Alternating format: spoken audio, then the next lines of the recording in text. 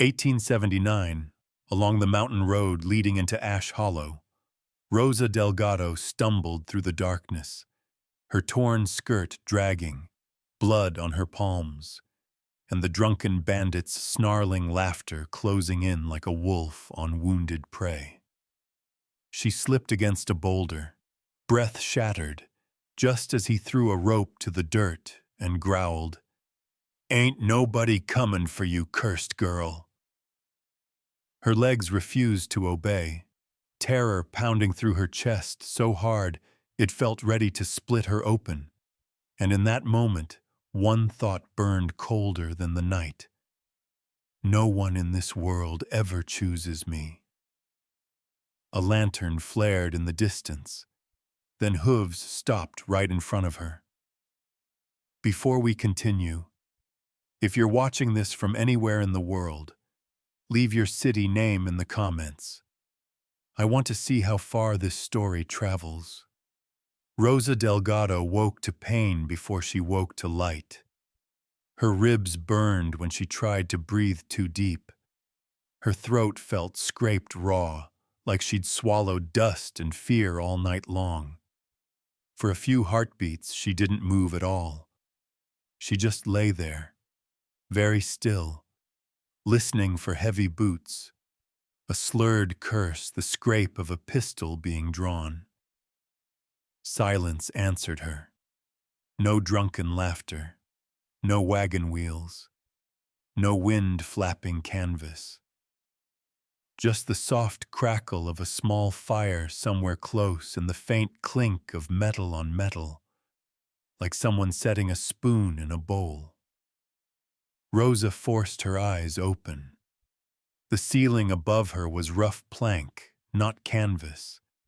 Sunlight pressed at a gap in the curtains, turning the dust in the air to slow, lazy flecks. The bed beneath her was narrow but soft, a real mattress, not bedroll and cold ground. Someone had laid a faded quilt over her. Her fingers curled into it automatically, needing something to hold on to. Then she noticed the clothes. She wasn't in her travel dress. She wore a clean, simple cotton shirt and a pair of men's drawstring pants, cinched tight at the waist.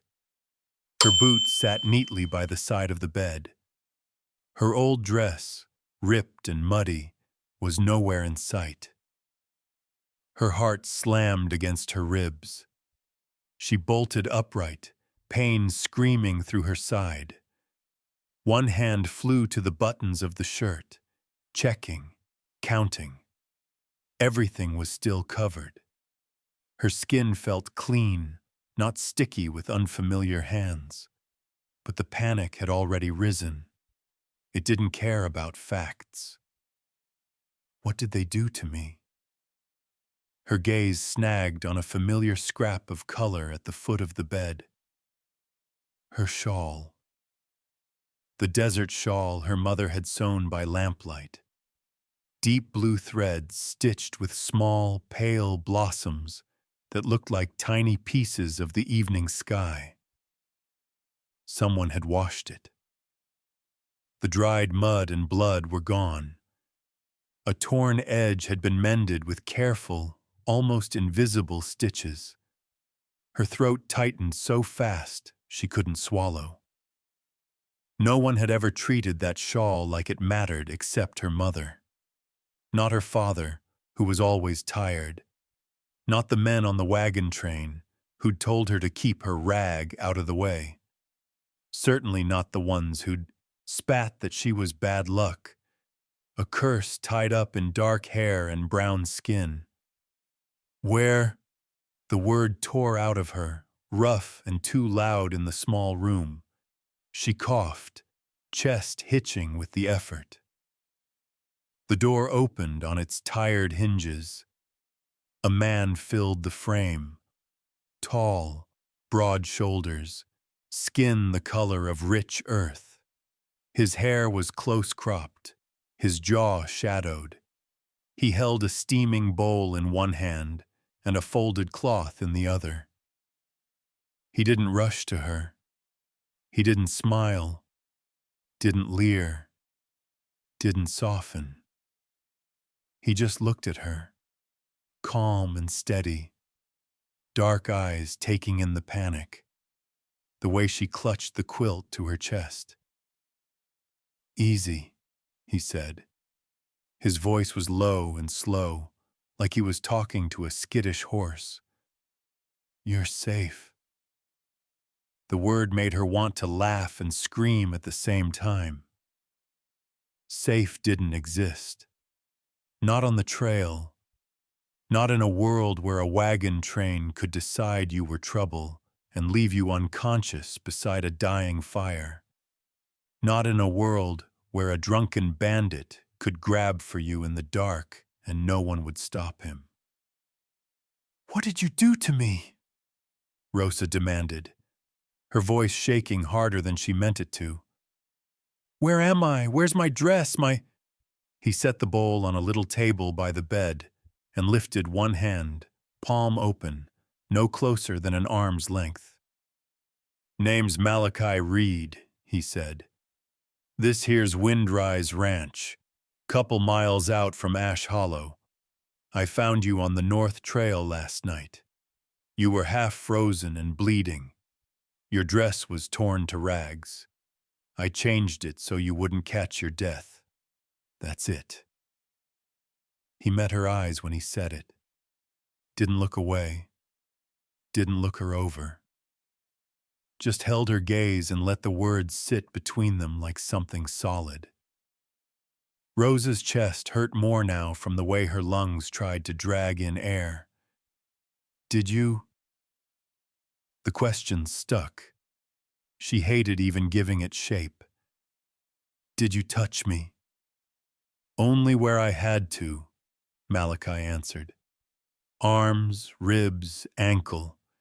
You got a mean bruise along your side. I kept my eyes where they belonged. You can be mad about the pants if you want. I just figured decent beat dead." He spoke plain, almost rough, but there was no joke in him. No shame either. Just a tired kind of care. Rosa's fingers loosened a fraction on the quilt. Behind him, something clattered. "Uncle Mal?" A small voice whispered. "Did she wake up?" A boy peeked around the doorway. Big brown eyes, hair sticking up like he'd run his hands through it one time too many. 8, maybe 9. He clutched a wooden spoon like a weapon he wasn't sure how to use. The spoon slipped out of his fingers and hit the floor with a sharp clink when he saw her sitting up. "Oh," he breathed. "She ain't dead." Rosa flinched. The boy slapped a hand over his own mouth, horrified at himself. Malachi sighed, a sound that said he'd done this sigh a lot. "Jonah," he said, not looking away from Rosa. "Mind your tongue." "Sorry," the boy blurted. His words tumbled out quick, like he was afraid they'd trip and fall. "It's just, when you brought her in, she was real white. I thought maybe—" He shut his mouth again and stared at his boots. Rosa's anger sagged for just a moment, replaced by something softer, more dangerous. This boy had been worried she might die. Someone had been worried. "That your son?" she asked. Malachi's jaw moved once, like he'd clenched it, then let it go. "Nephew," he said. "His ma was my sister. It's just us out here now." Just us. The word sat heavy and lonely in the room. Jonah edged closer, looking between them. "Is she stayin'?" Rosa almost said no. The word was right there, sharp and ready. No, she wasn't staying. No, she wasn't going to be someone else's burden, someone else's bad luck. No, she wasn't going to let another wound decide what to do with her. But the truth rose up right behind it, colder than the air outside. She had nowhere to go, no wagon train, no family waiting at the end of the trail, no coin in her pockets. Just a shawl full of memories and a body that hurt too much to ride anywhere. Malachi must have seen that calculation flicker across her face. He shifted his weight, leaned one shoulder against the door frame, making himself look a little less like a wall and more like a man just there. "You don't owe us anything," he said quietly. "You want to ride out soon as you can stand straight. I won't stop you. For now, you're hurt. Eat something. Breathe. Decide after. Decide." Like she had a choice. Like he wasn't going to charge her for the soup and the shirt and the bed with some price he'd name later. Rosa stared at him, searching for the hook, the catch, the hungry edge. She didn't see it. Maybe that just meant he hid it better than most. Her belly, traitor that it was, cramped at the smell of broth. "Fine," she muttered. "I'll eat." Malachi nodded once, almost like he was tipping his hat without touching it. He stepped forward just enough to set the bowl in her reach, careful not to brush her hand, then straightened. "Jonah," he said, still watching Rosa. "Say good morning proper." The boy snapped to attention like someone had tugged a string. "Good morning, ma'am," Jonah said. I carved a bird for when you woke up, in case you were scared. Birds don't like cages, neither." He disappeared down the hall and came back with a small wooden shape cupped in his hands, edges rough but earnest. He held it out like an offering. Rosa stared at it. At him. At the man in the doorway who could have left her in the dirt and had chosen not to. Her chest hurt in a new way now. "Thank you," she whispered. Her voice sounded small and strange in her own ears. Jonah's whole face lit up. "You're welcome." Malachi pushed off the doorframe. "I'll be outside if you need anything," he said. He hesitated, just a fraction. "You're safe here, Rosa." She didn't believe in safe. Not really. But as the door clicked softly shut and the warm steam from the bowl touched her face, she let herself believe something smaller. For this morning, in this bed, in this wooden room that smelled like coffee and smoke and strangers' kindness, nobody was trying to hurt her. For now, that was enough. Rosa made it to the kitchen by holding on to the wall like it might vanish if she let go. Every step tugged at her ribs, but pride pushed her forward. She wouldn't stay in that room like some wounded animal hiding from daylight. The kitchen was warm, bright with morning sun. A cast-iron pot simmered on the stove, filling the room with the soft smell of potatoes and herbs. Jonah sat at the table with his boots dangling, tapping one heel nervously, like he wasn't sure if he should run or grin. Malachi was by the stove, sleeves rolled up, hands steady as he poured coffee into a tin mug. He glanced at her, not long, not lingering, just enough to see how she was standing, and pulled out a chair.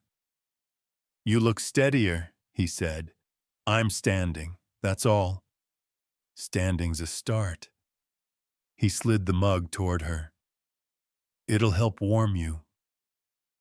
Rosa didn't move at first. She stayed near the doorway, fingers tight around her shawl like a shield. She didn't trust the kitchen, didn't trust the warmth, didn't trust herself not to fall apart if she sat down at a table that felt too much like a home she didn't deserve. Jonah hopped off his chair and hurried over. Here, he said, tugging gently at her sleeve. It's okay. Uncle Mal makes good breakfast. Sometimes the potatoes explode, but mostly it's good. Rosa almost laughed. Almost. The sound trembled near her lips like a trapped bird. All right, she murmured, letting him guide her the last few steps. When she lowered herself into the chair, her body sighed with relief she didn't want to admit. The coffee smelled strong and honest. She wrapped her fingers around the warm tin, letting the heat seep into her bones. Jonah scrambled back onto his chair. His excitement radiated like a lantern. I got something for you, he said. You want to see it now? Jonah. Malachi's tone held quiet warning. It's not a rattler this time, the boy promised. Rosa blinked. A rattler? He thought he could keep one in a jar, Malachi said. We settled that argument. It was little, Jonah defended himself. Didn't even have teeth. It had teeth, Malachi corrected. Jonah rolled his eyes as if the world simply didn't understand his scientific brilliance. Then he dug in his pocket and pulled out the wooden bird he'd shown her before. Only now she saw he had carved tiny wings on it. Uneven, sure. One longer than the other, but wings all the same. I fixed it, he said shyly. It can fly better now. Rosa swallowed around the tightness in her throat. It's beautiful, Jonah. He beamed, like she'd handed him half the sky. Malachi set 3 bowls of stew on the table. The moment he placed one in front of her, Rosa stiffened again. It wasn't the bowl. It was the simple gentleness of it. Someone serving her without expecting payment or obedience. She didn't know what to do with that. Malachi seemed to sense it. He set his own bowl down and sat, giving her space. We don't got rules here, he said. Eat if you're hungry. Rest if you're tired. Talk if you want, or don't. Rosa stared at her spoon. People always have rules. Not the kind that matter, he said gently. She lifted the spoon, hands trembling. The first bite hit her like fire and salt and comfort.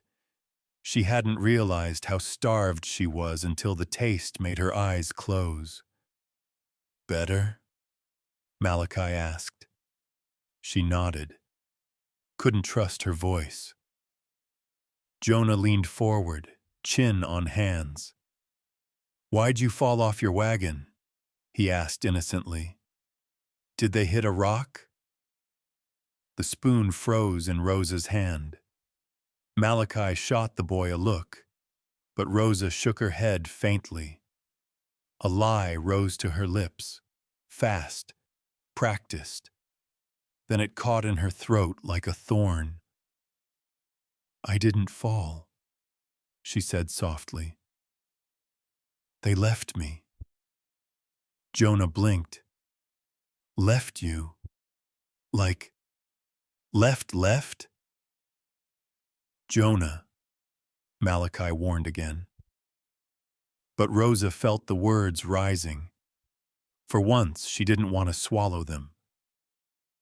They said I was bad luck, she whispered. Said I brought trouble, Then I fainted. When I woke, they were gone. The room went still. Jonah looked horrified, like someone had kicked his puppy. Malachi's jaw tightened. "You didn't deserve that," he said. "You don't know what I deserve." He held her gaze. "I know what people shouldn't do." She didn't want the warmth rising in her chest. Didn't want hope sliding into places she'd kept boarded shut. But then Malachi added quietly, "For what it's worth, someone who'd leave a woman unconscious on the trail ain't worth following." Rosa stared at him. "How do you know I wasn't trouble?" "You look like trouble?" Malachi snorted softly. "You can hardly hold a spoon." And then, because the universe had impeccable timing, Jonah blurted, "Uncle Mal said they ran off soon as she fainted. Said nobody even tried to go back." Rosa froze. The spoon fell from her fingers. She stared at Malachi, betrayal slicing her open in one clean line. "You knew?" she whispered. Malachi stiffened. "Rosa, you knew they left me. You knew they didn't come back. And you didn't tell me." "I didn't want to make it worse," he said, voice rough. "It was already worse." The hurt hit her like a blow, sharp, deep, humiliating. Everything inside her folded tight. The warmth she'd allowed cracked down the middle, letting cold flood in. Jonah's eyes were wide, confused, scared by the sudden shift. Rosa pushed back from the table, breaths coming shallow and fast. "I need air." Malachi rose halfway. "Rosa." "Don't," she said sharply. "Please, don't follow me." And she stumbled out the door into the bright, unforgiving morning, the wooden bird still in her pocket, and the truth burning hotter than her bruised ribs. Behind her, the kitchen went quiet, and for the first time since she'd woken in that strange bed, Rosa felt truly, painfully awake. Rosa lasted only a few minutes outside before the cold morning wind cut straight through her borrowed shirt. The ranch stretched quiet and wide around her.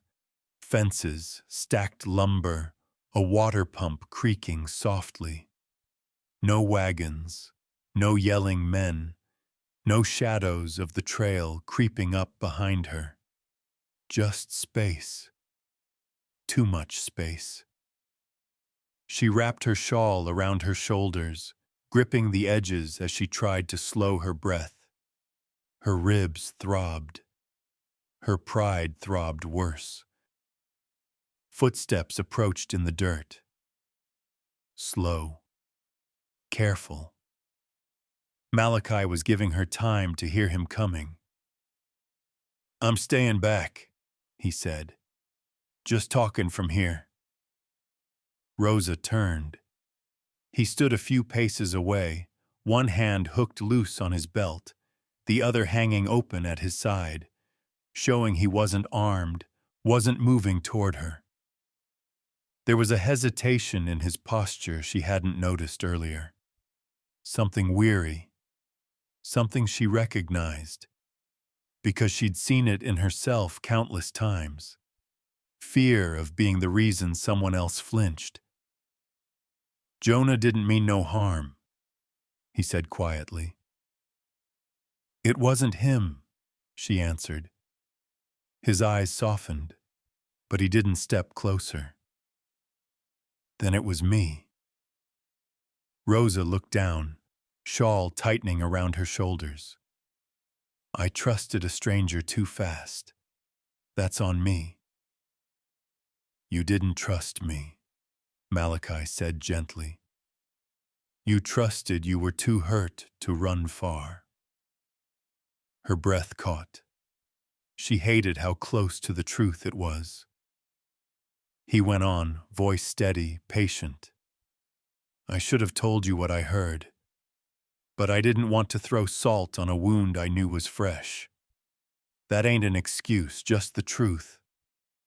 Rosa turned her face away. The wind tugged her hair loose from its braid. Why take me in at all? She asked. Why bother? Malachi didn't answer right away.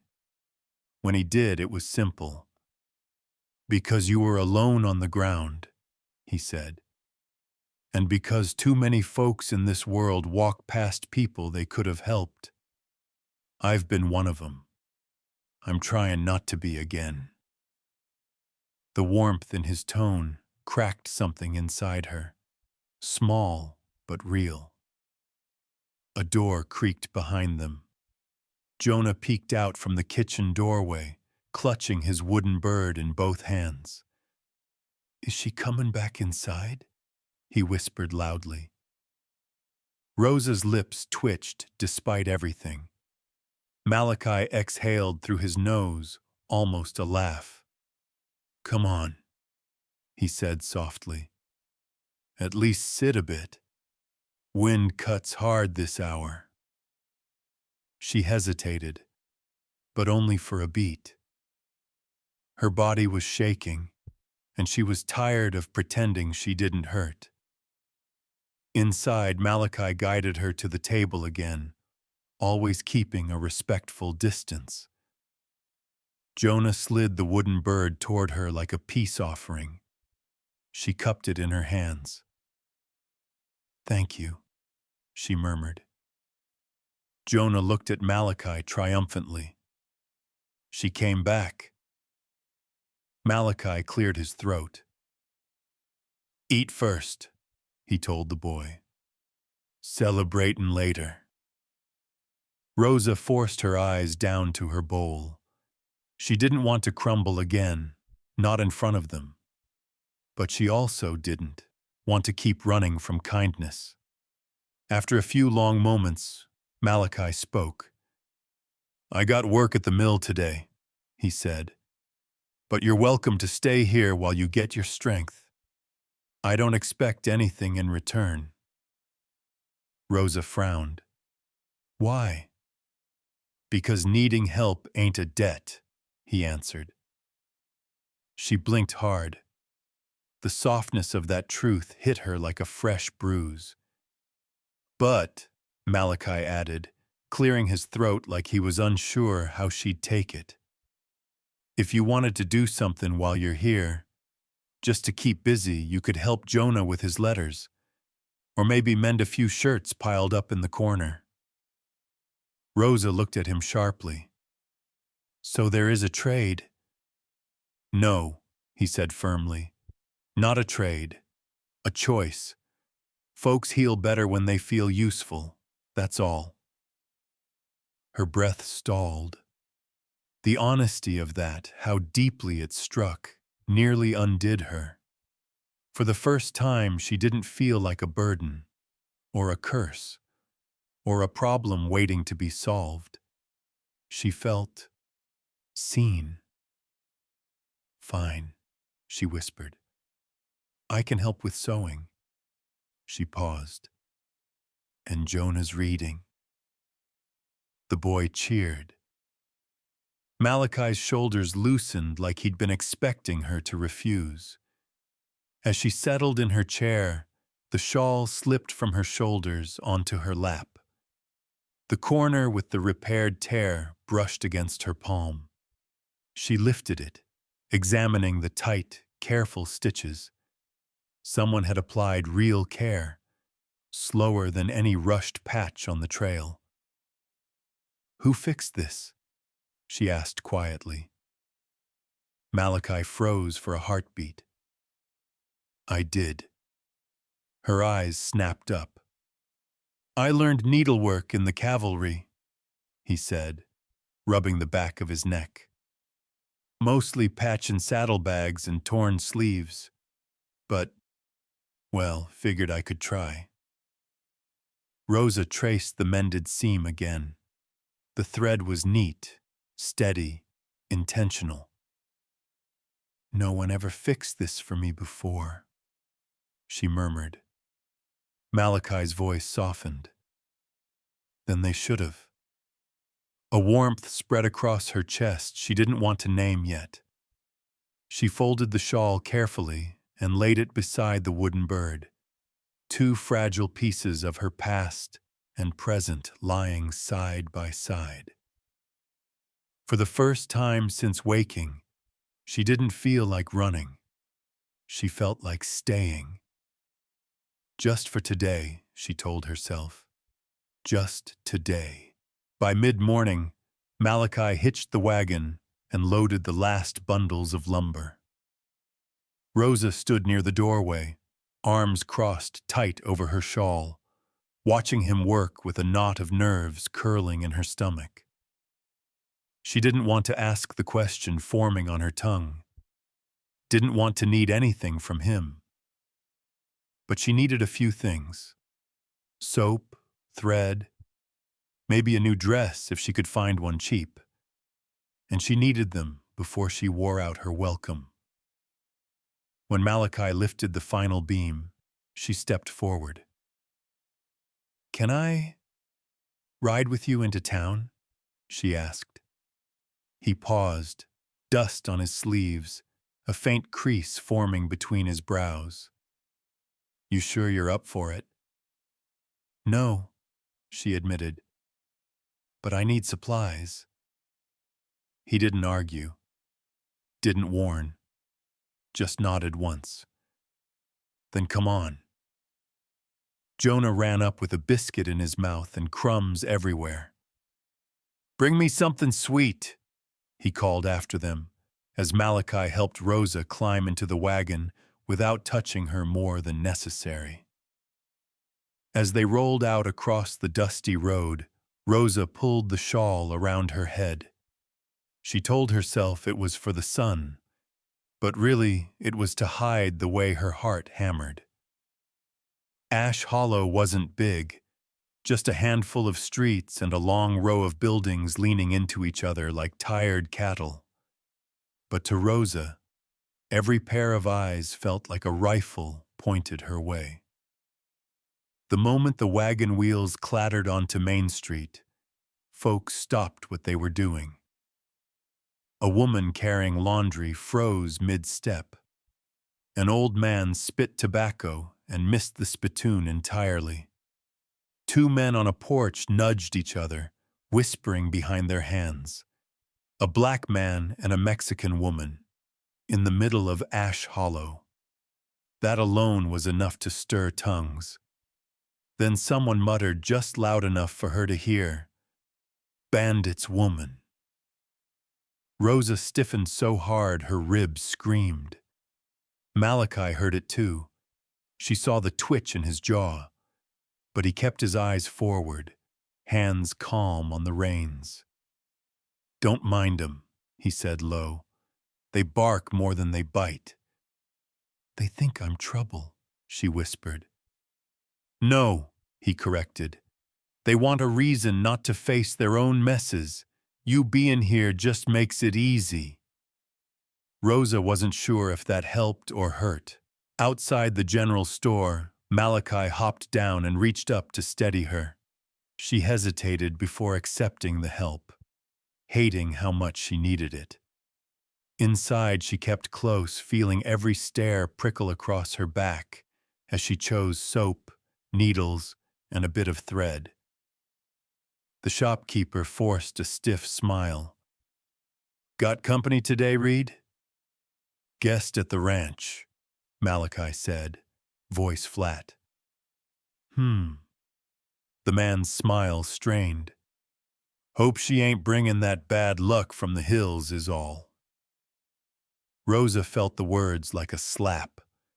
Malachi's hand curled around the edge of the counter. "Luck ain't something you can pin on a person," he said evenly.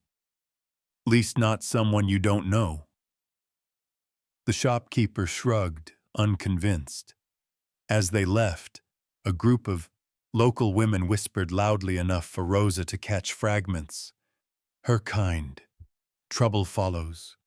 Ought to send her on. Each word slicing deeper. Her pace faltered. Malachi slowed beside her. You okay? No, she said honestly. That's normal. A faint, humorless breath escaped her. You get used to being watched like this? No, Malachi replied. You just get tired of pretending it don't bother you. Before she could answer, Sheriff Briggs stepped into their path. He was a broad man, mustache thick, badge glinting.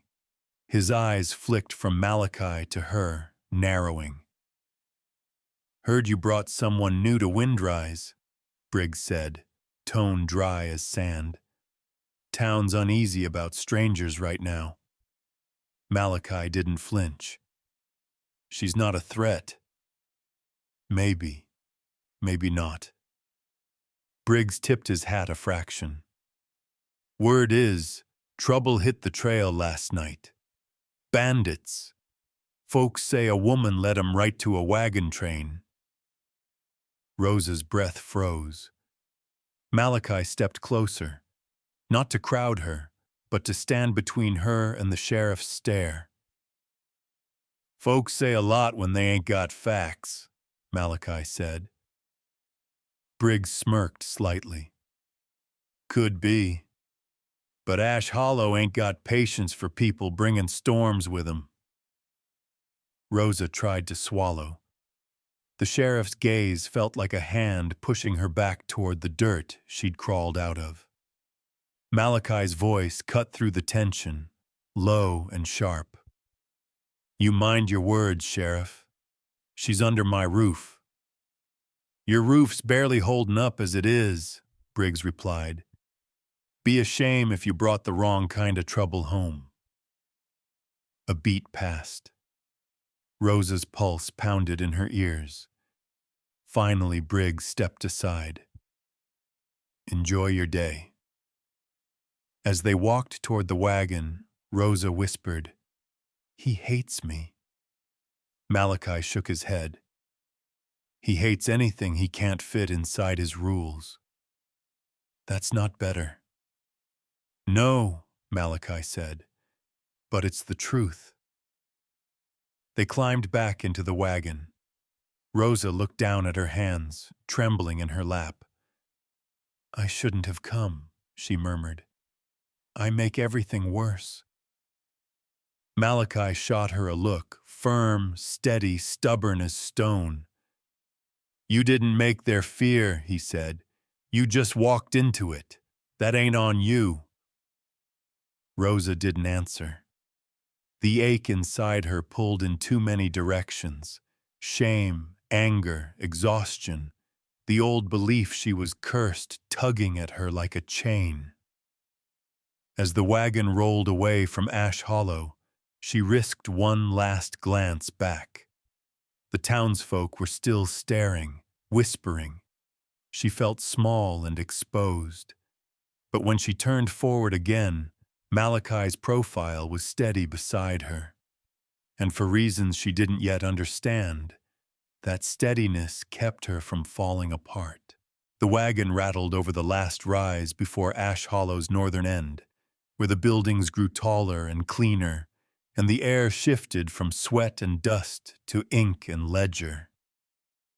Rosa could tell instantly this was where the money lived, and where the fear came from. Silas Crowell's office sat right in the center like a proud vulture. 2 stories, polished railings, windows so clean they shone like judgment. A gold-lettered sign arched above the door. Crowell Bank and Loans. Malachi pulled the reins, shoulders tight. Just a quick stop, he murmured.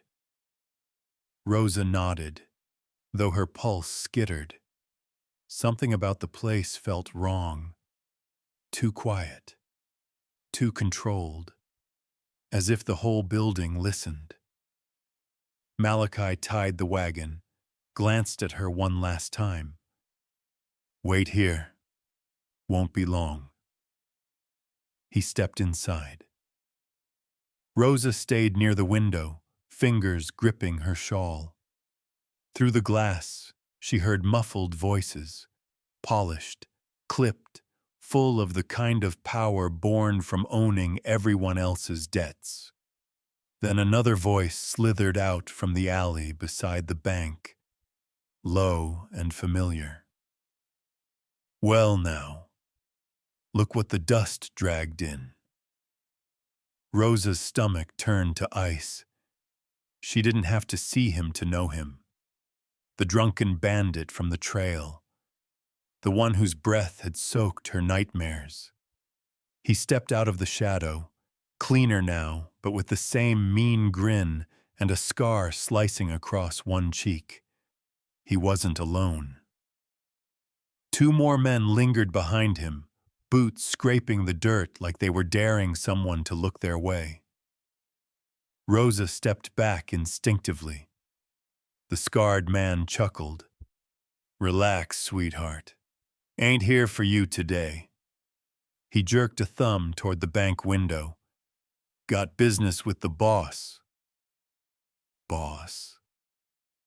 Before she could make sense of that, Silas Crowell's voice drifted out the open window, smooth as polished steel. Next time, Silas said, finish the job. Ash Hollow doesn't need Delgado blood poisoning the water rights. Rosa froze. Delgado. Her name. Her family's name. A word wrapped in grief and fire and graves she'd never gotten to bury. The scarred man grunted. Girl slipped away. Ain't my fault. It becomes your fault, Silas replied sharply, when I start losing money. The Delgado land has value. It always has. And I will not let a runaway girl complicate what's mine. Rosa's breath hitched. She backed up until her shoulders hit the wall, throat tightening like someone was squeezing it shut. Silas continued, voice calm now, terrifyingly calm. Reed's ranch is failing. He's desperate enough to take strays. Use that. Find the girl. Bring her to me. Quietly. The bandit let out a low whistle. And the rancher? Windrise will fall on its own, Silas said. A man drowning in debt doesn't need a push, just the weight of a secret. Rosa pressed both hands over her mouth as nausea climbed her throat. Debt. Windrise. Her. She was the weight. The front door opened, and Malachi stepped out with a leather pouch of coins and a face carved from stone. The scarred man melted back into the alley, disappearing like a rattlesnake into scrub. Rosa tried to steady her breathing before Malachi reached her. You okay? He asked quietly, noticing the tremor in her hands. She nodded too fast. Yes, just crowded in town. He didn't press her. He never pressed her. But she could feel questions forming behind his eyes. They climbed into the wagon. Malachi flicked the reins. The horses lurched forward. Halfway down the road, Rosa swallowed hard and finally asked, How bad is the debt? Malachi didn't answer right away. His jaw clenched, the muscle in his cheek ticking with old shame. It's enough, he said. Enough that Silas thinks he owns my future.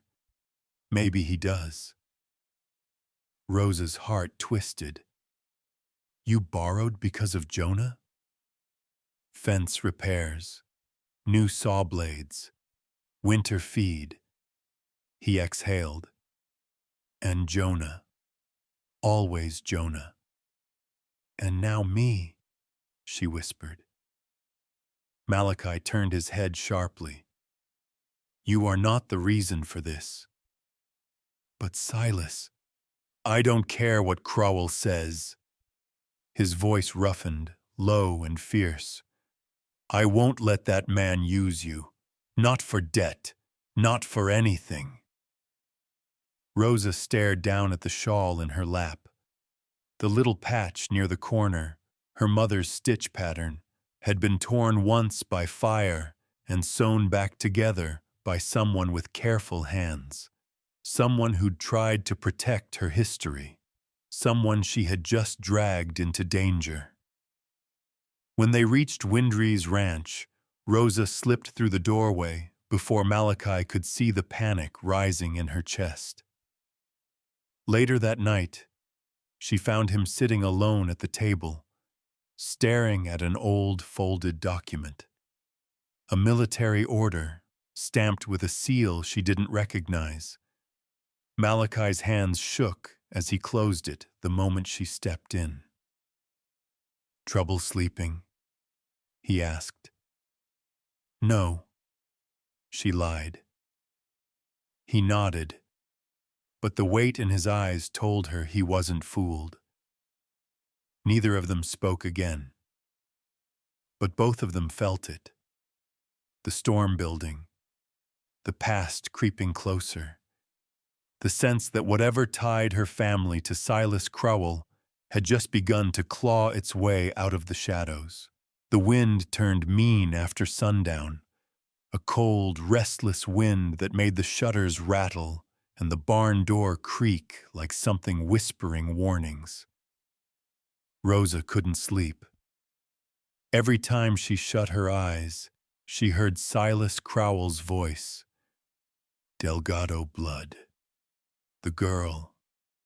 Finish the job. She sat upright on the edge of the cot, fingers knotted in her shawl. In the next room, Jonah's soft snores drifted in and out. Safe. For now. But she couldn't shake the feeling that darkness was crawling toward them. Then she heard it. Hoofbeats. Far off, faint, but coming. Her breath seized. Malachi must have heard them too, because floorboards creaked, and he appeared in the doorway, rifle in hand. Stay with Jonah, he murmured. Rosa's fingers dug into the blanket. Is it them? I don't know. He didn't lie. He never lied. Lock the door behind me. But Jonah stirred awake, small footsteps padding across the floor. Uncle Mal? Malachi knelt, touched the boy's cheek. Go back in the room, kiddo. Don't open that door for anybody but me. Understand? Jonah nodded, frightened but trusting. Rosa ushered him inside and shut the door. Outside, the hoofbeats grew louder. Malachi slipped out onto the porch, silhouette sharp against the moonlight. Rosa stood frozen behind the window, watching him listen to the night like he understood its language. Then a sound split the quiet, a bottle shattering, followed by another, and another. A sudden bloom of orange light flared behind the barn. Rosa's knees buckled. No. Malachi spun, eyes widening. Get Jonah out, now! The barn roof ignited in an instant. Flames climbed fast, hungry and vicious, licking at the walls of the lumber shed. Someone hollered from the darkness, harsh, mocking laughter that twisted Rosa's stomach. Pretty little ranch you got, Reed. Let's see how long it stands. Jonah, hearing the shouts, panicked. He tore from Rosa's grip and ran straight out the door toward the animal pens. "Jonah, no!" Rosa raced after him. The heat hit her like a slap. Smoke stung her eyes. Embers rained down, lighting the dry grass around her boots. Her heart thrashed in her chest as she spotted Jonah near a falling beam, frozen, unable to move. "Jonah, get back!" she cried. But the boy was choking, coughing too hard to hear. Without thinking, Rosa wrapped her shawl around her arm, ignoring the heat biting through the fabric.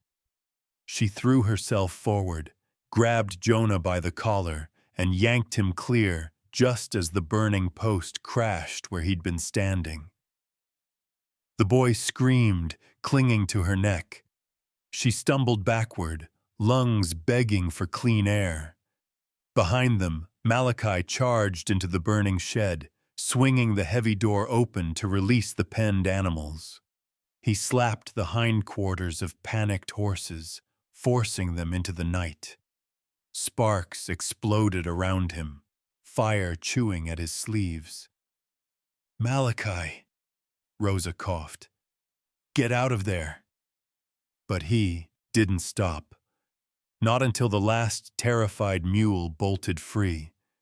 Only then did he sprint from the collapsing doorway, stumbling through the smoke, one sleeve smoldering. He slapped the flame out with his bare hand. Neighbors arrived with buckets, forming a desperate line to fight the blaze. But the lumber pile, his winter contract, was already roaring like a furnace. By the time the fire died down, most of the shed was ash. What remained collapsed inward with a sound like a dying breath. Rosa held Jonah close, both trembling, both covered in soot. The boy cried into her shoulder, breathing in short, terrified gulps. Malachi approached slowly, face streaked with sweat and smoke. His eyes found Rosa's first, then Jonah's trembling arms wrapped around her neck. "You both hurt?" he rasped. Rosa shook her head. "Just smoke. Just scared." Jonah sniffled. "Uncle. The barn." Malachi placed a hand on the boy's back. "We'll rebuild." But his voice cracked. Rosa felt it. The hurt behind his eyes. The loss slamming into him. The weight he carried tightening around his shoulders like a noose. Then a shadow moved near the fence. Someone tossed a folded envelope onto the ground and disappeared into the night. Malachi bent down, jaw tensing as he recognized the seal. Crowell. He tore the envelope open. Inside was a single sheet of crisp paper. Rosa watched his eyes darken as he read. "What is it?" she whispered. Malachi's voice dropped into something hollow, something that carried too much pain. "Notice of debt acceleration. 10 days. His grip tightened. "And this?" He pulled out a smaller slip of paper, handwritten. "Settle the account by delivering the Delgado girl. No need for signatures. SC." Rosa felt the ground tilt beneath her feet. "It's me," she whispered, throat closing. "He burned your livelihood. Because of me." Malachi looked up sharply. "No.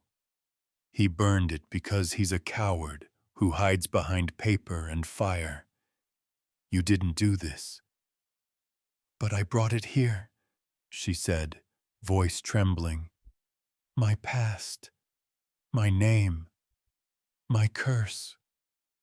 Listen to me. His hands came up but didn't touch her, hovering in the air like he wished they could. You are not a curse. Crowell is. The wind carried the smell of smoke and ruin across the yard. Jonah pressed against Rosa's side, still shaking. And for the first time since she arrived at Windrise, Rosa felt something deeper than fear. She felt guilt, heavy, crushing, and she didn't know how much more this ranch could take before everything broke. The sun hadn't even risen when Malachi stepped onto the porch, boots still wet from the night before. Rosa was already awake. She sat beside Jonah's cot with her knees pulled to her chest, her shawl wrapped tight around her like armor that couldn't hold itself together anymore. Malachi hesitated. He wanted to check her burns, thank her for saving Jonah, apologize for the fire, all of it. But the words tangled in his throat. Too many truths pressed against his ribs at once. He cleared his voice. Rosa, there's something I need to... A sharp knock cut him off. A rider trotted up, tossed a sealed packet onto the porch, and wheeled away without a word. Malachi stared at it a moment, dread creeping up his spine. He tore it open. The bank letter demanded full repayment. Not in 10 days. 5. Then another piece slipped out. A smaller note. Handwritten. Bring me the Delgado girl. The debt disappears. S.C. Rosa saw the change in Malachi's face before he spoke. She stood slowly. Is that from Crowell? He didn't answer. He didn't have to. She stepped forward, took the note from his hand, and read it. And it was as though the fire from last night had leapt onto the porch, burning straight through her. Her voice cracked. I'll go right now. Malachi's chest tightened. The hell you will. You can't lose everything because of me. You are not a bargaining chip. She shook her head, taking a step back as panic flooded her. You don't understand. This is what happens. I bring trouble. People get hurt. You lost your shed. Your winter work. Malachi slammed his hand against the rail, not in anger at her, but at everything closing in. Stop, Rosa, stop. You didn't light that fire. No, she whispered. But they lit it for me. Jonah peeked from the doorway, eyes wide. Rosa forced her voice steady. Jonah, go feed the hens, please. The boy reluctantly slipped outside. Malachi ran a hand through his hair, breath ragged. Come with me. Now. He guided her to the barn, away from Jonah's ears. Once the door shut behind them, the scent of hay and smoke hung thick. Rosa wrapped her arms around herself, bracing. Rosa, Malachi said quietly, there's something I should have told you from the start. The air froze. He had been dreading this moment since the minute he saw her shawl, since the first time she flinched at his silhouette. He didn't sit, didn't pace. He just looked at her like a man finally facing judgment. 7 years ago, he began, I rode with the territorial patrol. Rosa stiffened. It wasn't my choice. Men like me didn't get choices. But I rode. I followed orders. And one night, we were sent to clear a canyon. Her breath hitched. He swallowed. Delgado Canyon. Rosa staggered as if struck. I didn't know it was yours. Not then. Not till I saw your shawl. Not till I heard Silas speak. Your name. His voice cracked. Your father. He fought to protect your land. They said he was trespassing. They said your family refused to move. They said... He broke off, jaw clenching. They lied. Tears flooded Rosa's eyes before she could blink them away. I didn't fire that night, Malachi said. But I didn't stop it. I was a coward, Rosa. I watched men burn your home. I heard your mama scream. And His voice failed for a beat. I saw a little girl run into the dark clutching a shawl with those same stitched flowers. And I let her disappear. Her knees softened. She gripped the stall rail to stay upright. You saw me, she whispered. And you left. He bowed his head, shame carved into every line of him. I did. And I have lived with that every single day since. Rosa pressed her hand to her mouth, trying to breathe through the tremor shaking her chest. Her vision blurred. Everything I lost, everything I survived, you were there. Yes. His voice was barely a breath. And I didn't help you then. I can't change that. But I'll damn sure not let the same man hurt you now. But she wasn't hearing him anymore. All she saw was the burning canyon, the men on horseback, her father's body in the dirt, her mother's hand slipping from hers, and a tall silhouette turning away. A part of Rosa cracked open, raw, deep, aching, like a wound that had never healed. You... She tried to speak, but her throat closed. You're one of them. Rosa, do not say my name, she whispered, stepping back. You should have stayed away. You should have let me die on that road. He flinched as if she'd struck him. I didn't know, he said hoarsely. I swear I didn't know it was you. But you knew what you'd done, she said, tears streaking down. And you looked me in the face these past days, like none of that mattered. Malachi's voice broke entirely. It mattered. God, it mattered. I just didn't know how to say it without losing you anyway. Rosa shook her head and turned toward the open barn door. Malachi took one step. Rosa, please. She raised a trembling hand. Don't follow me. And for the first time since he'd carried her from the trail, he didn't. He watched her walk away, her shawl trailing behind her like the remnants of a life he had once failed to save, and feared he had just lost again. Rosa didn't run. Not at first. She walked until the barn disappeared behind a curve of the pasture, until the ache in her chest swallowed the cold morning air and turned it into something sharp. When she finally collapsed onto a grassy knoll overlooking the far ridge, the world felt painfully still. Windrise Ranch sat quiet in the distance. Broken shed, charred posts, smoke stains lingering like ghosts that refused to leave.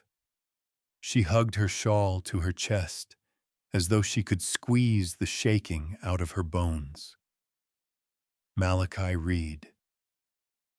The man she had started to trust, started to lean toward, was tied to the worst night of her life. She didn't know whether to scream or sob, so she did neither. She just stared down at the canyon shadows spread along the horizon, the same direction her family had once lived. Her breathing stuttered. The memory hit her hard and uninvited. Her father shouting her name, her mother dragging her through the narrow pass, the sound of rifles, the heat, the smoke, the taste of ash on her tongue. "Keep running, Rosa," her father had yelled. "The land is not your sin. Don't die for it." Then the world split open. Now, years later, that same land was calling her again. That same name, Delgado, was being used to hurt another family, to burn a ranch that had shown her kindness to Jonah, her shaky trust in Malachi, her slow rebuilding of self. Everything she touched, she feared she ruined. Rosa bowed her head, her voice cracking in the open air. "Why can't I stop bringing trouble?" "Because you were never the trouble," a small voice whispered back. They were. She wiped her eyes with the hem of her shawl. That's when she noticed it. The thread Malachi had used to stitch the torn corner after last night's fire. Neat, careful stitches. Not the kind a man made unless he was trying real hard not to break something again. A fresh wave of confusion hit her. How could the same man who had abandoned her once be the man who protected her now? How could he hold both truths inside one heart? "Because people change," the small voice whispered again, "and some carry their sins heavier than others." Rosa stood slowly, shawl slipping from her fingers only to be caught by the wind and wrapped around her again like a promise. If she left, Silas Crowell would not stop.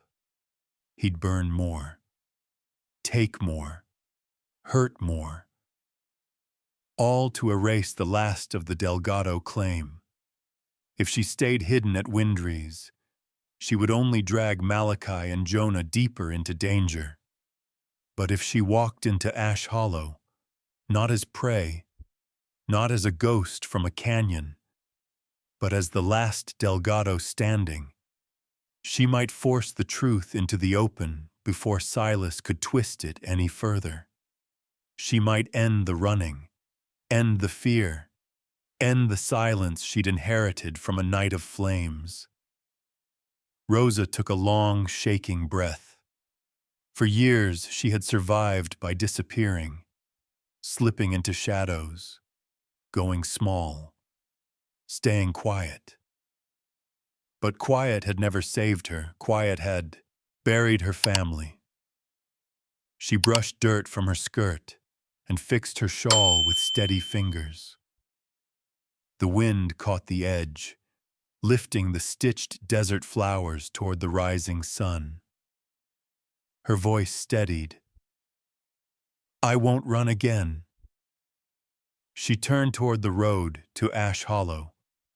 Behind her, Windrise Ranch was waking up, Jonah calling for the hens, Malachi pacing the porch with storm-dark eyes searching the horizon for her. She didn't go back to speak to him. She couldn't. Not yet.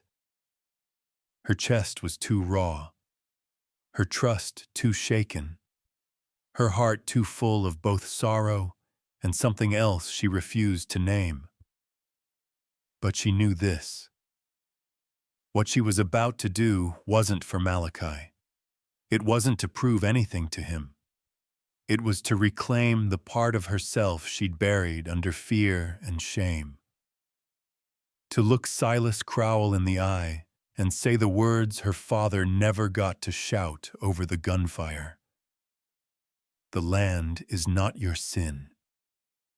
Rosa adjusted her shawl one last time, squared her shoulders, and stepped onto the dirt road leading toward town.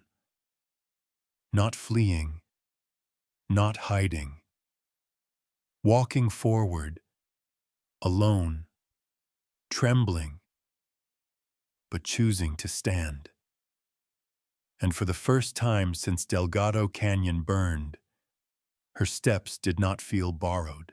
Ash Hollow was already buzzing by the time Rosa reached the town line. Wagons clustered near the well. Men leaned on rifles, though no one had called for a posse.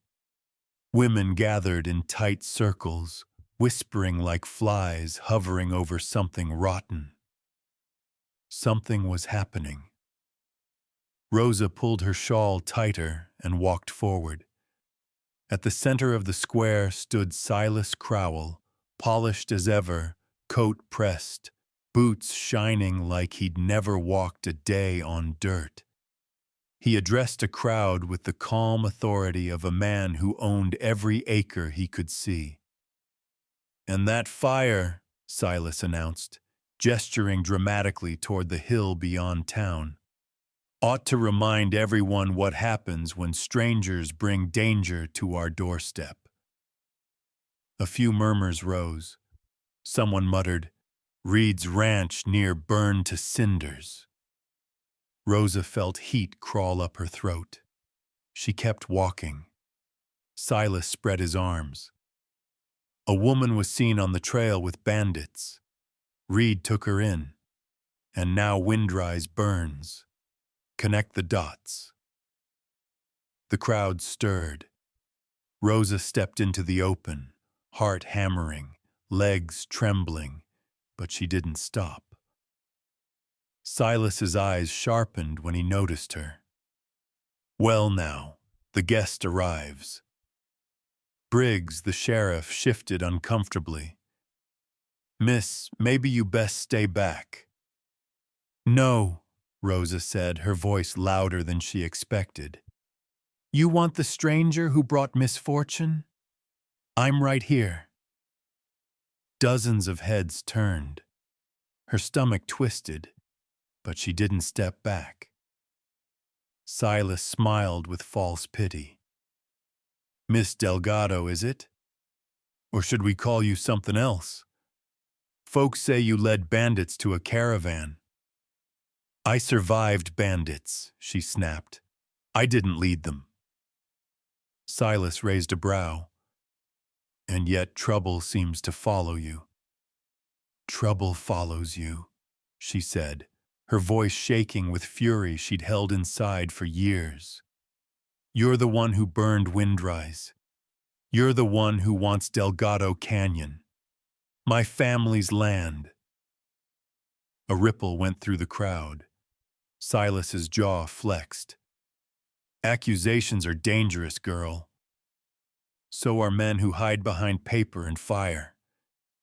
Briggs stepped between them. "Silas, maybe we ought to—" "Sheriff," Silas cut in sharply. "Keep order."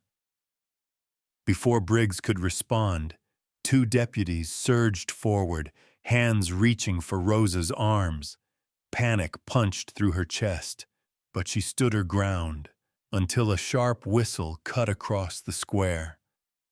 A horse thundered in from the western road. The crowd parted as Malachi Reed rode straight into the square, pulled the reins hard, and jumped off before the horse even stopped moving. He landed in front of Rosa, breath heaving, smoke stains still clinging to his shirt from last night. He didn't look at her first. He looked at the men reaching for her. "Touch her," Malachi said, voice low and deadly calm, "and I'll put you both in the dirt." The deputies froze. Rosa's breath stuttered. She hadn't wanted him to come, not like this, but her knees went weak with relief anyway. Silas clicked his tongue. "How noble." The disgraced rancher defending a girl who brings ruin wherever she goes. She's under my roof, Malachi said, finally turning his eyes to Rosa. Hurt, fear, love, regret all tangled there. Under my protection. Rosa's chest squeezed. She didn't want to feel anything for him, not after what she'd learned. But seeing him stand in front of her, unflinching, tore open something she thought she'd locked away. Silas smirked. "And what would this crowd say," he announced loudly, "if they knew this man once rode in the same patrol that cleared Delgado Canyon? Should we tell them how familiar he is with her tragedy?" A shockwave rippled through the square. Rosa sucked in a breath as the world tilted. He had exposed it. Their secret, her pain, Malachi's guilt, everything lay naked in the open. Voices rose around them. That true Reed? He rode with them? What else is he hidin'? Rosa swallowed hard, forcing her voice to stay steady. "Silas is using that to distract you," she said. "He's the one who—" But Malachi stepped forward. "No," he said quietly. "He's right." Rosa flinched. Malachi faced the crowd, back straight, hands visible, voice steady, like he'd prepared this moment his whole life. "I was part of the patrol," he said. "I didn't fire that night. But I didn't stop it either. I was young, scared, and I let fear make me silent. It's the worst sin of my life." The square went dead still. Rosa felt both pain and something dangerously close to awe twist inside her. Silas opened his mouth, but Malachi didn't let him speak.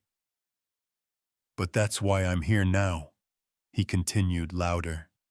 "Because I'm done being silent while this man ruins lives. He's been stealing land, forcing loans, burning down what he can't buy. You all know it. You all feel it." The crowd stirred uneasily. Silas's face darkened.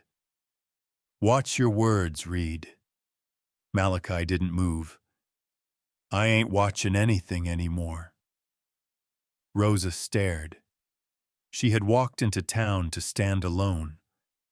Now he was standing with her, before she'd even forgiven him.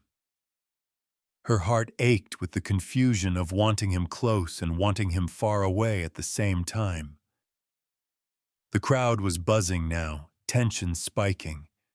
Briggs tried to regain control. "Folks, calm down now. Let's—" His voice was drowned out by shouts, accusations, defenses, fear, hope, all boiling over. Silas stepped closer, voice cold. "Do you honestly think anyone here will choose you over the man who keeps this town afloat?" Malachi didn't blink. "Let's find out." For a split second, Rosa saw something new flicker in the townspeople's eyes. Not just suspicion, curiosity, doubt. The first cracks in Silas's perfect facade. Malachi took one more step toward Rosa, close enough she felt the warmth of him even through the cold terror.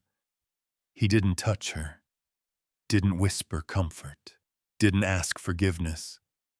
He simply stood there, between her and the world, like he'd meant to all along. And for the first time since Delgado Canyon, she didn't feel invisible. She felt seen. Even if it hurt. Even if she wasn't ready to forgive. Even if everything was about to get worse. The square bristled with tension. Malachi's confession about Delgado Canyon hung in the air like a powder fuse. Rosa felt the weight of it in her bones. Pain, betrayal, and something raw she didn't dare name. Silas raised his voice smoothly. You see? Even the man protecting her admits he rode with the patrol that destroyed her people. Malachi didn't retreat. I didn't fire that night, but I didn't stop it either. I failed. I know that. But I won't stay silent while you burn and steal from these folks. The crowd murmured. Fear and doubt shifted like sand under their boots. Silas scoffed. Reed's ranch burned because of debt, not me. And this girl, she attracts trouble. You all saw what followed her here. Rosa stepped forward, voice shaking but strong. Trouble follows you, Silas. You sent that fire. You paid those men. Gasps fluttered. Briggs looked torn, hand resting on his gun. Then a familiar rasp sliced through the noise. Well, ain't this sweet? The drunken bandit stepped from behind the mercantile, shoving Jonah in front of him. A pistol jammed under the boy's chin. Jonah's eyes were wide with terror. Rosa's scream ripped from her throat. No! Nobody moves, the bandit barked. You hand over the Delgado girl, or the kid dies right here. The square froze. Malachi went rigid, every muscle tight as wire. Let him go. You want him alive? The bandit sneered. Send the girl. Rosa moved before Malachi could stop her, steps small, controlled, heart breaking with each one. Let the boy go, I'm here. Malachi's voice cracked. Rosa, don't do this. She ignored him. At her feet lay a pinch of ash from last week's celebration fire. She bent slowly, fingers curling around it. Come on, sweetheart, the bandit taunted. Nice and... Rosa flung the ash into his eyes. Jonah, down, she shouted. The boy dropped. Malachi lunged. The gun fired. Screams filled the square. But the bullet tore through empty air, missing everyone. Malachi slammed the bandit to the ground, wrenching the pistol free. Townsfolk piled in, grabbing the other thugs lurking nearby. Rosa scooped Jonah into her arms. He shook uncontrollably, but alive. Blessedly, miraculously alive. Malachi knelt beside them, chest heaving. You okay? He breathed. Jonah nodded, burying his face in Rosa's shoulder. Rosa looked at Malachi, tears streaking soot on her cheeks. You saved him. He shook his head. You did. Their eyes locked. Raw, wounded, unspoken things trembling between them. Around them, Ash Hollow finally began to see Silas Crowell for what he was. And Rosa, holding Jonah close, realized she wasn't standing alone anymore. The square was still vibrating with the echo of the gunshot when Sheriff Briggs finally stepped forward. Sweat rolled down his temple, his badge catching the late morning sun. He looked between the captured bandits, the trembling townsfolk, Rosa clutching Jonah, and Malachi standing like a wall between them all, and Silas Crowell. Silas straightened his coat, fury slipping beneath his polished smile. Sheriff, arrest them, both of them, harboring criminals, disrupting order. Briggs didn't draw toward Rosa. He didn't draw toward Malachi. He turned his gun on Silas, A collective gasp shot through the crowd. Briggs's voice cracked. "I've watched you bleed this town dry for years. Loans folks couldn't pay, land seizures, fires that just happened to burn where you needed them to." I kept my mouth shut. His hand trembled, but he didn't lower the gun. "But I ain't watching a boy die, and I ain't watching you destroy one more soul." Silas stepped back, color draining. "You don't know what you're doing." "Yeah," Briggs whispered. "I finally do." Ranchers began speaking up, one by one. "You took my grazing land. You doubled my loan interest. You sent those thugs after my brother." The truth unfurled faster than Silas could shut it down. 2 deputies moved in, not toward Malachi, but toward their boss. Silas shouted, cursed, threatened the entire town, but his voice no longer carried weight. They shackled him and dragged him toward the jailhouse as the crowd parted like a tide relieved to let him go. When it was over, Jonah clung to Rosa, hiccuping softly. Malachi hovered close, uncertain whether he was allowed to come near.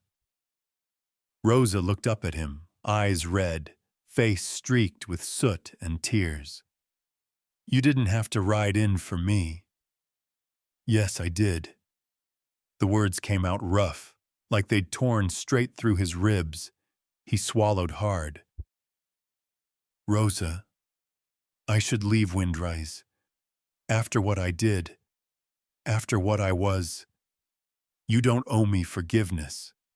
And Jonah, he deserves a man without blood on his—" Rosa cut him off, stepping closer. "Stop. The man who hurt me is gone.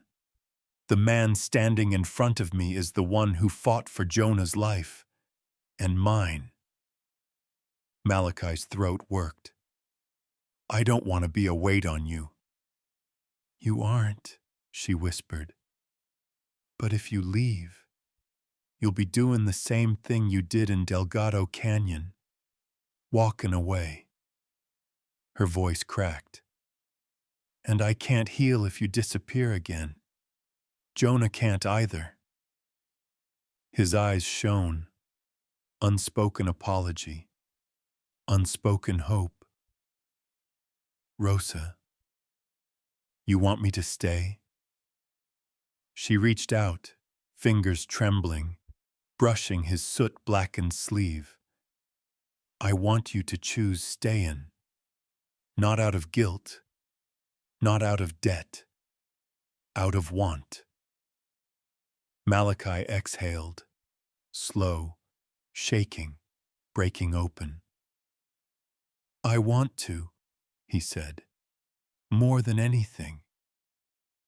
Jonah peeked up from Rosa's shoulder, small voice trembling. "Are we still a family?" Rosa pulled him close, and Malachi laid a gentle hand on the boy's back. "We will be," she whispered, "if we choose it, all of us." For the first time, the square felt warm. Not because the danger was gone. Silas still had to face justice. The town still had wounds to mend, but because 3 people, fractured, hurting, fighting their ghosts, had finally stopped running and decided to stand together. Winter loosened its grip slowly, like an old hand unclenching. By early spring, Ash Hollow had shifted, still rough around the edges, still wary, but freer without Silas Crowell's shadow choking the streets. The marshal hauled him to the capital weeks ago, and Briggs, badge surrendered but spirit lighter, helped townsfolk reclaim stolen deeds. Windrise Ranch rose from ashes piece by piece. Neighbors brought lumber. Miners brought nails. Women brought stew and blankets. Jonah carried his wooden bird everywhere. showing everyone how Rosa saved him. And Rosa, quiet, steady, worked beside Malachi each day, mending clothes, stacking boards, teaching Jonah letters on the porch steps. Life wasn't perfect, but it felt like breathing again. One warm afternoon, Malachi set down his hammer. "Got something I want to show you both." He led Rosa and Jonah to the front gate, where a new wooden arch stood. Juniper beams sanded smooth, strong and fragrant. Rosa froze when she saw what hung from the top. A wind chime crafted from old horseshoe nails, bits of scrap metal, and a carved sliver of wood bearing desert flowers. And beneath it, etched carefully, Windrise, Delgado, Reed. Rosa lifted trembling fingers to the swaying chime. "You made this?" "All of us did," Malachi said. "Jonah carved the flowers. I bent the nails. Briggs brought the wire. Folks wanted you to know. You ain't alone here." The breeze caught the chime. It sang a soft, hopeful note. Rosa pressed her shawl tighter around her shoulders, not as armor, but as memory. A piece of her past, stitched by Malachi's hands, tied now to something new. Malachi watched her carefully. "If the wind changes," he said quietly, "you don't gotta stay because of me, or because of Jonah. I hope you stay because you want this place, want us." Rosa stepped forward, took his hand, and guided Jonah's into theirs. "I'm done running," she whispered. "I choose Windrise. I choose home." The chime rang again, soft, steady, like a promise. And that, dear friends, brings our long ride through Ash Hollow to an end. If you stayed with Rosa, Malachi, and little Jonah all the way to the final chime of that juniper wind bell, thank you. Stories like this, about healing, forgiveness, and choosing love, even after life has broken you, carry a special weight as the years go by. Maybe that's why they matter more now than ever. I hope this tale reminded you that it's never too late to stand up for yourself, never too late to open your heart again, and never too late to find a place or a person that finally feels like home. And if any part of Rosa's journey spoke to something in your own life, I'd be honored if you shared it below. Your stories mean more than you know. If you enjoyed this video, please tap the like button. It helps others find their way here. And if you'd like more gentle Western romances, more frontier courage, more stories that warm the heart on quiet evenings, consider subscribing. You'll always have a seat by our campfire. Lastly, I'd love to hear from you. Did Rosa make the right choice? Would you have forgiven Malachi? Share your thoughts in the comments. I read every single one.